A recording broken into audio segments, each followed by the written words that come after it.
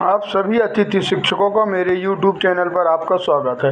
आप सभी को पितृमोक्षम अमावस्या की सभी को हार्दिक शुभकामनाएं, है ना। तो अभी अभी अतिथि शिक्षकों को लेकर एक बहुत बड़ी खबर आई है।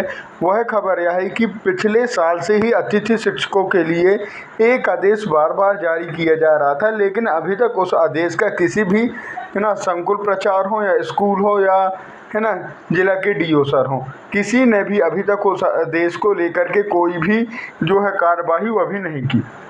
लेकिन आज ही अतिथि शिक्षकों को लेकर एक बहुत बड़ा आदेश आया है। वो आदेश है यूनिक कोड को लेकर के, एम्प्लॉय कोड भी जिसे कह सकते हैं आप। उसके लिए अभी एक नया आदेश आया है और उसको सर्वोच्च प्राथमिकता देते हुए जितने भी कर्मचारी हैं, है ना, चाहे वो अतिथि शिक्षक हों या फिर कलेक्ट्रेट बेस के अधिकारी कर्मचारी हों, है ना, जो कलेक्टर रेट होता है उसके भी कर्मचारी होते हैं, उनके लिए भी जो एम्प्लॉय कोड है, जितने भी सरकारी विभाग में जो, है ना, संविदा या फिर कहें कि कच्चे कर्मचारी भी कह सकते हैं, है ना, उनको यूनिक कोड जब तक नहीं बनेगा तब तक जो है जो वेतन है वो आहरण नहीं किया जाएगा।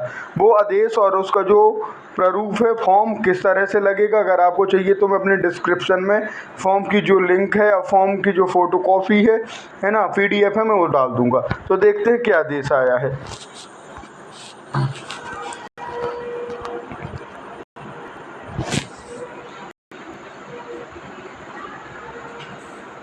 ये आदेश आया है 13/10/2023 को, है ना।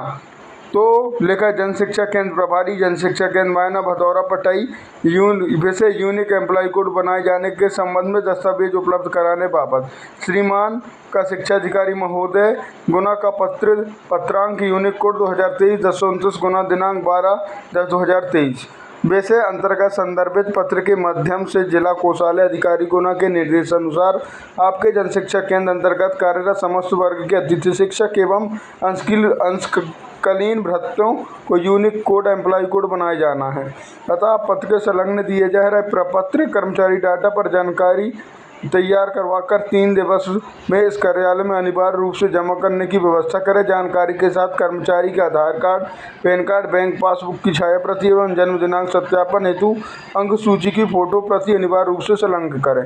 जानकारी प्राप्त न होने की दिशा में संबंधितों का मानदेय आहरण नहीं हो सकेगा। कार्य की सर्वोच्च प्राथमिकता दें।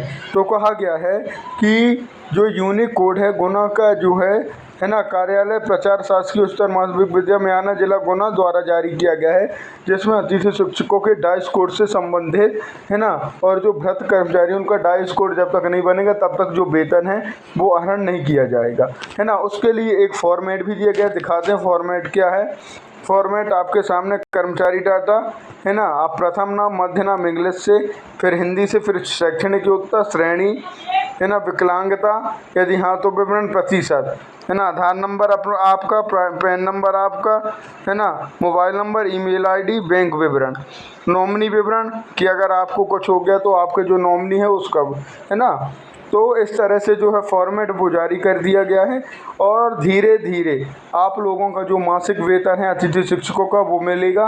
तो आपको यूनिक कोड होना बहुत ज़रूरी हो। जल्द ही आदेश लोक शिक्षण संचालनालय जारी कर सकता है ना। तो अभी किसी एक ज़िले का आदेश आया है, उसमें वो गुना का है। अगर आपका यूनिक कोड नहीं होगा तो आपकी जो मासिक मानदेय है वो आने में प्रॉब्लम होगी, और जिसका मासिक मानदेय होता है उसका यूनिक कोड बहुत ज़रूरी होता है, एम्प्लॉय कोड, है ना। तो अगर आप मेरे YouTube चैनल पर पहली बार विजिट कर रहे हैं तो चैनल को सब्सक्राइब ज़रूर कर लें और ज़्यादा से ज़्यादा अतिथि शिक्षकों तक ये जो खबर है पहुंचाने का कष्ट करें, जिससे सभी अतिथि शिक्षकों को एम्प्लॉय कोड से संबंधित जितनी भी जानकारी हैं वो मिल सकें। और अतिथि शिक्षक से संबंधित जो भी जानकारी आती है सबसे पहले इसी चैनल पर मिलती है ना। तो आप सभी का मेरी YouTube चैनल पर विजिट करने के लिए धन्यवाद।